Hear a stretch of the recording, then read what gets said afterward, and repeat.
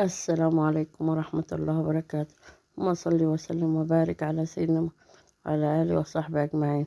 معكم قناة انتصار عارف الاقتصاد المنزلي. نعمل أجمل تورتة لعبد الرحمن ابن بنتي حفيدي الغالي نور عيني، أول حفيد ليا في حياتي. فشوفي حلاوة عبد الرحمن. يوم ما حبيت أعمل له عيد ميلاد من عن بعد وهو في السعودية وأنا هنا في مصر، بقول له حط لك صورة يا عبد الرحمن لك انت، قال لي لا انا بحب اخواتي يا تيتا، فحط صورة لينا احنا التلاتة. وبعت لي صورة اخواته هما مع بعض في الاحرام، وصورة لي وحده هو بالاحرام. فقال لي حطي لي احنا الاتنين، احنا التلاتة يا تيتا. شفت حب الاخوات يا بنات؟ في اجمل من حب كده؟ حتى ان هو في عيد ميلاده لوحده، ان هو بتاعه هو، حب يجمع اخواته معاه. يا ريت كلنا نعود بعضنا على الحب، حب الاخوات، حب الحياة، حب الحنية. فيا ريت كلنا نبقى زي كده ونعود اولادنا زي ما بنتي عود اولادها. الله يبارك لها ويخلي لها جوزها واولادها حق النبي ويوسع رزقها. هنعمل مع بعض النهاردة التورتة، واحنا عملناها قبل كده في عيد ميلاد محمود، بس انا حبيت اعملها لعبد الرحمن لان طلبها مني انزلها له على اليوتيوب. فالواحد اللي بيحب اخواته عمري ما حرمه من حاجة. ساعة عملتها له وانا بعيدة عنه، كان نفسي اعمل له واحدة وابعتها له في السعودية، لكن لا امكن عشان الميزان وعشان مامته مشيت وحديها. احنا جبنا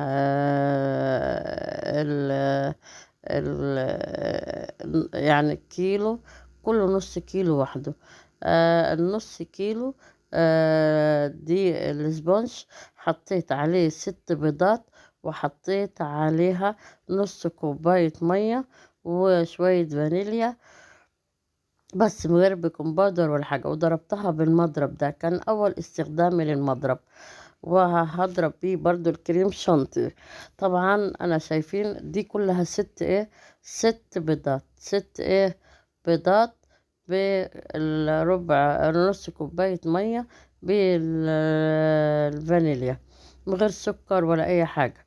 طبعا أنا بدهن الصينية، حضرتها، حط لها ورق زبدة، ومن تحت الأول سمنة، وحطيت لها ورق زبدة. طبعا وقبل أي حاجة طبعا نسيت ما أقول لكم إن هي لازم أولع الفرن. يا ريت اللي داخل على القناة جديد نورني ونور قناتي وأحب أشكره، يا ريت يدوس على زرار الجرس ويعمل كلمة الكل، ويا ريت كده تعليق حلو ولايك حلو كده زيكم. بصراحة أنا بنبسط جدا من اللي بيعلق لي، وببقى فرحانة جدا وطايرة من الفرح. وكمان اللي أول مرة نورني على القناة، يا ريت كده إيه يعمل جولة في القناة كده ويقول لي إيه رأيه فيها. ويا ريت اللي بيتابعني يقول لي بيتابعني من فين. بصراحة أنا بنبسط من متابعتكم، واللي بيقول لي من أي بلد أنا بفرح أكتر لو من بلاد مختلفة ومن عالم تاني، يعني زي السعودية، زي الإمارات، زي أمريكا، زي الكويت. يا ريت يا ريت بصراحة. ويا ريت أكون أنا عند حسن ظنكم.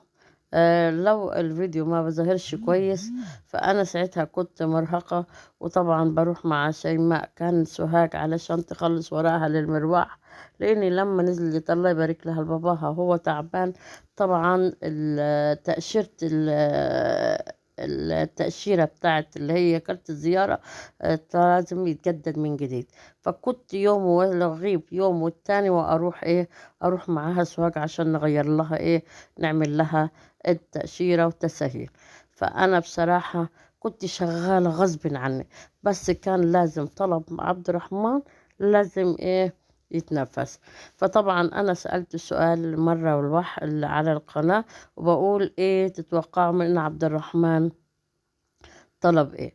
فطبعا أنا عملت له كان في ناس دخلت وقالت هي عايزة مخبوزات، فأنا قلت لها إيه في إيه يعني مشابه لكده، فتعتبر كيكات من المخبوزات. فانا دلوقتي عملت هي تورتتين، 2 جاتو، 2 كيكة مستطيلة، يعني زي 25 في 5، 29 في 39 يعني. وطبعت له الصورة في جرجة، وعملت 2 على اني اعملها ايه، دورين، وازوقها بالكريم شانتيه بين الاتنين. لسه الكلام عن التزويق. احنا دلوقتي عملنا واحدة وبنعمل التانية برضو. طبعا هتقولي لي انت ما غسلتيش الحلة، فلا ما غسلتهاش انا، لان كده كده انا هبحط برضو دي الاسبونج على على المية، على البيض، وحبة الفانيليا. ما تكترش على الفشار، الفانيليا دي سايلة، الفانيليا دي سايلة وما تمررش. وهسيبها تضرب في الايه، في العجان ده. العجان ده انا جبته معايا من السعودية، وانتوا شفتوه ايه قبل كده في مشتروات السعودية. بس طبعا انا هسيبه لان هي فيها لندة، وهسيبها تضرب. اكون انا حضرت الصينية التاني، وابص على الايه، على الكيكة ايه في الفرن. بس ما ولعش على ما افتحش على الفرن غير بعد ايه تلت ساعة يا بنات. طبعا ولما الكيكة احطها ايه على الشبكة الدور التاني، وما ولعش ايه، مولعش الشواية. اوعي تولعي الشواية، وتعمليها على 180 درجة، على 180 درجة، وهتاخد من 55 دقيقة إلى 60 دقيقة. طبعا أنا استعجلت الفيديو هنا لأن أنا عملتها قبل كده، بس أنا حبيت أراضي عبد الرحمن روح قلبي وعيني، حبيب تيتا وروح تيتا. فأنا دلوقتي بزوقها. هي حصلت حاجات كتير في تزويق الكيكة دي. انا هبقى اقول لكم برضو. انا مضرب البيض اللي هو الشبكة دي اتكسرت منها حتة جلداية، فانا برضو ان شاء الله هوريكم، اقول لكم اللي انا غيرتها برضو. انا هنا والكيس بتاع التزويق برضو اتقطع في الجنب. يعني ما تعرفيش، هل كانت ايام صعبة معايا جدا جدا جدا. تعب الحاجة على جيد شيماء وبعدها عن عيالها كان مزعلني، وبحب أراضي أحفادي، فكان بصراحة 15 يوم إرهاق جدا جدا جدا. فأنا أهم حاجة كنت أراضي عبد الرحمن وأعمل له إيه، الكيكاية. فأنا طبعا هنا حشيتها بالكريم شانتيه في الأول. يعني الأول قبل ما أزوق الكريم شانتيه، جبت عصير اللي هو عصير اللي هو السكر بالمية، زي شربات كده، وايه، وسقيته الاول عشان الكيكه تبقى طريه، عشان انا مش عايزه انسى حاجه واقولها لكم. وبعد كده رحت حطيت الكريم شانتيه، وجبت اللي هي الحلاوه اللي هي زي البسكوته دي، ورحت ايه حطيتها على الكريم شانتيه. طبعا جبت الكيكايه التانية برضو وهحطها على الايه التانية، برضو هسقيها برضو بعصير، وهبدأ أسويها بسكينة برضو اللي هو عصير ايه، عصير اللي هي السكر بمية بليمون، عصير فواكه، عصير مانجا، عصير برتقال، اي حاجة اللي تعجبك حسب المزاج اللي انت عايزاه. اهم حاجة عصير يكون فريش، عصير ايه فريش. فانا طبعا في اليوم ده بصراحة كان عندي شوية شربات، فانا زقتها بالشربات يعني. وطبعا انا شايفين الكوبايه دي، شايفين الكوبايه دي حطيتها جوه الكتل علشان ايه، اللي هي دي كوبايه الشوكولاته اللي هبطن بيها صوره عبد الرحمن واخواته. انا كده بسقي الايه، بسقي الطبقه التانية، بس الطبقه التانية برضو اللي هي ميه بالسكر بالليمون، اللي هي تشبه الشربات بس ما هي شويه. ما فاهمين، انا بسقي بيدي بصراحه، لان كان يوم ارهاق وشغل، فكنت مستعجله وعايزه اخلص الكيكه عشان عامله حسابي وخارجه تاني برضو مع شيماء. فطبعا انا اللي بسويها دي، انا بسوي الجناب ومش هرميها، هحطها في كاسات، واحط عليها كريم شانتيه، واحط عليها ايه، اللي هي فرماسيلا، احط عليها كريم شانتيه، واقطعهم وهياكلوها الاولاد في كوبايات. عارفه الكوبايه دي بتتباع بحوالي يمكن ب20 جنيه متهيألي. يعني انا كانت عندي ضيوف لقيتها جايبين الكوبايات دي في كوبايات كده من عند الحلواني، اللي هي بواقي الكيكات وكريم شانتيه وفورماسيلا او اي فاكهه من فوق. تتباع ليه انا؟ طب ما انا اعملها في البيت. انا باخد الجناب الكيكه اللي بقطعها وبعمل بيها يعني. فكره طبعا حلوه. فانا بقول لكم الكوبايه اللي فوق الكتل ده، دي فيها شوكولاته بيضه مع معلقتين او 3 معالق زيت نظيف وجميل، ما يبقاش اي ليه ريحه. واول ما تبدا تسيح انا هبطن الصوره. هبطن ايه الصوره؟ انا هنا زي ما قلت لكم الكيس اتقطع مني، فاضطريت خدت الكريم شانتيه من الطبقه على الكيك على طول، وهجلسها بايه، وهسويها إيه فوق علشان اضع عليها الايه الصورة. يعني اخدت، يعني في مثل يقول لك ايه، اللي تطلع من حفرة تقع في ضحضيرة. انا كنت كده بصراحة، اطلع من كسري وعمليتي اقع في ولادة آية اللي هي ام ياسين بقيصري، نقع في الحج عبد الفتاح برضو بتعبه. يعني بصراحة ظروف كده تيجي على الواحد كتير يعني. فطبعا في وقت الظروف الشديدة دي وجيد بنتي، حبيت أزعلش أبدا حفيدي عبد الرحمن. وبحب من هذا القناة أقول لك يا عبد الرحمن، كل سنة وانت طيب يا نور عيني يا غالي. وكل سنة وانت وأخواتك حبايب، ما يفرقكم أبدا أي حاجة عن بعضكم. وحش اللي يتفرق الأخوات عن بعض. يا رب ما يحرمكم من بعض، ولا تبعدوا عن بعض، ولا تكرهوا بعض، ولا تخاصموا بعض أبدا. ويحببكم في بعضكم، وما يكرهكم في بعض أبدا. ويحبب لك ماما وبابا وأخواتك زي ما انتم محبوبين كده وانتم صغيرين، لغاية ما تتجوزوا وتجيبوا أولاد. ربنا ما يفرقكم عن بعض أبدا. حق النبي. يلا اللي بيحب تيتا انتصار يضع عليها لايك، ويحب عبد الرحمن يقول له كل سنة وانت طيب. واللي داخل على القناة جديد يدوس على زرار الجرس ويعمل كلمة الكل، عشان حبيبنا عبد الرحمن حبيب اخواته وحمزة وملوكة.